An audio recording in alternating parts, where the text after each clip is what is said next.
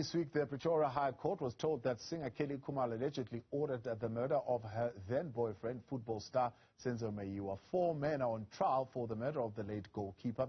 To make sense of the revelations coming out of the court this week, joined now by legal expert Mpumelelo Zikalala. Kuzeni, good to have you, and thank you very much for coming on. We are in a trial within a trial, a process in South African law that seeks to determine whether the confessions that were given freely and without coercion, and we're hearing the accused saying, yes, there are confessions. That is not a question anymore. But now we're trying to determine whether those confessions were given freely or there was coercion. We're hearing of assault.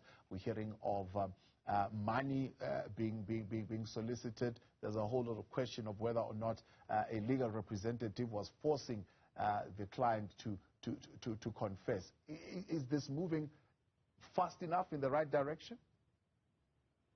Good afternoon to you and to your viewers. I would say yes, it is in terms of extracting the truth. And what has been discovered up until now is that really there was an attempt at being complying with the Criminal Procedure Act that says whenever a confession has been made, your legal rep must be there, it must be made in front of a magistrate, and there are a number of other things that must be there, as you've alluded earlier, in terms of the free and being able to do it voluntarily. So all these things which are coming up now are certainly things which are pointing towards a certain level of coercion, a certain level of frustration maybe from the side of the police in terms of wanting to finish this match as quickly as possible and wanting to continue and get someone behind bars in terms of the matter that is actually taking place. So in all that is happening, we are going to get to whether the confessions are authentic confessions on their own. But for now, we have to go through this process in order to determine whether that was possible or not. And does then this determine the speed with which this trial is going to proceed from this point on? Yes, it does. If there was no point or no contention as to the confession, or if the state had decided that you've got enough evidence to get a conviction, we're not going to go the route of the confessions. I think by now they would have been finished presenting their case, and it would have been to the defense to present their case. Of course, within the defense, there are 2 options that are available. First option is to do what we call a 174 application, to say, I want to dismiss this matter from the instance. There's no evidence that is pointed to me. The chances of that succeeding based on the evidence that you've heard is slim to none. However, they can go into the witness box and be able to present their case. So if there wasn't this issue of a confession, then you wouldn't find these endless delays that are there. But you must commend the judge, by the way, for making sure that the matter is moving at a speed in which wouldn't say it's the ideal speed. However, taken to other matters or comparing it to other matters that are there, I must say they are moving at a great pace. And maybe by the end of the year, we may see this matter being done and dusted and a verdict being given. So you've got 2 institutions. You've got the court, you've got the NPA, the prosecutors. And the question is, what do they do with the statements being made in these confessions that are now in front of the court? Let's add another element or another stakeholder to the one that you've stated, the law enforcement agencies. Those are the policemen which are going to do these particular investigations. And after those investigations are done, then they send them over to the NPA. And that's the NPA is the one which is going to choose or sift which of the witnesses are we going to take, which of the statements are we going to utilize before we go to court, so that the court is able to analyze and decide whether the person is guilty or not. So it's the sole discretion of the NPA to choose which direction or strategy or legal strategy is supposed to be utilized, and it is up to them to then decide. We are not going to use the affidavit by Mr. Keninda, for example, as part and parcel, because there may be certain things or certain elements that will not be able to prove. So whatever that goes out and the strategy which is being utilized falls entirely on the NPA, and it is only the NPA that can decide such.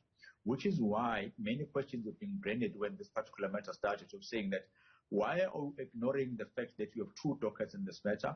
Why didn't you merge those particular dockets, sift out the information which is going to assist you, and leave out the information which is not going to assist you? So it didn't make sense to say, I'm totally going to ignore whatever one docket is containing and simply continue with one, when at the end of the day, the reason or the motive of the crime that has taken place is quite puzzling, to say the least. So it is up to the NPA to decide what strategy they are using, and that's what we are going to live with at the moment, up until they can show us the full picture as to where exactly they are driving at with the strategy that they are using. The strategy of using a botched robbery versus a contract killing, when you've got what you say are confession statements that say this is a contract killing, makes sense for me. Why would you choose that tactic? It all depends on the evidence that you might have. Remember that the burden of proof that you have is that you must prove an individual guilty beyond reasonable doubt. So you must be able to show that in all that I'm stating to you, in all that I'm providing to you, this is the sole reason of why things actually took place the way that it did in the first place. So it's on those bases then you then have to say, if I go to court on these particular provisions, which one of those provisions am I going to win?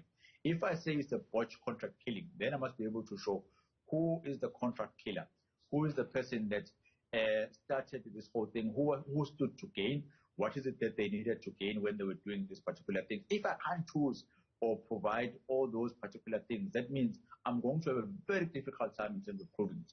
Yes, within our law, the issue of motive is not something that the courts would usually want to rely upon or weigh heavily or place too much weight on it, but it does make an ending or a complete story as to what exactly was taking place if you have the motive behind of why things were being there. But then what you must do is then you must go to court and don't hide the fact that, court, we're here today, we can't really get the motive of why things happened, the manner in which they did. Suspicions are the following, but when it comes to the evidence that we have and that we have collected, we can definitely prove that a crime has taken place. A person has died, a crime was committed by the individuals that are sitting there by the dock.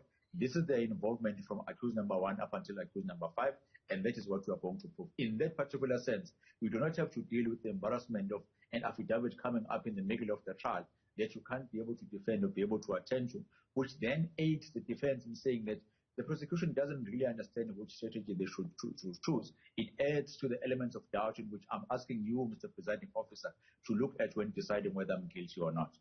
So let's go back then to where we started. We say a confession, yes, is there. The question is whether or not the accused were assaulted in terms of giving that particular statement. Has the defense proven that? Not yet, because remember that it is still the state that is on stage to prove its evidence. So what they are doing is poking holes as to how is it that particular confession would have taken place. Is that particular confession in line, or does it comply with all the elements that are listed in the Criminal Procedure Act? So from the side of the defense, their stance would be to say, don't even call it a confession.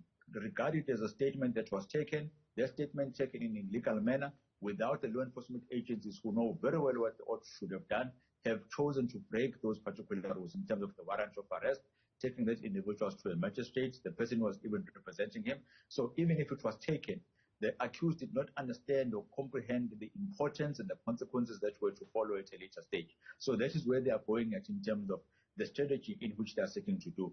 The time will come at a later stage when they are also presenting their case to then say, I'm going to provide my alibi where I was on that particular day, my lack of involvement in this particular matter, and let me deal with this issue of a confession because it has been brought to the attention of the court and I need to deal with it in its entirety. So when I'm there, I as the accused going to say, yes, I was arrested.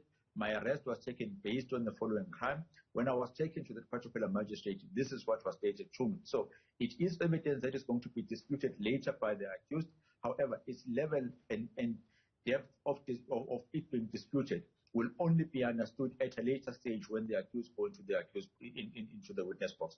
For now, for the defense is simply to say, let me poke holes in the manner in which we're doing things, and that's certainly what is being done during cross-examination. Zikalala, appreciate your time. Thank you so much for coming on this afternoon. That's Mpumelelo Zikalala there with some analysis on the developments at the Pretoria High Court.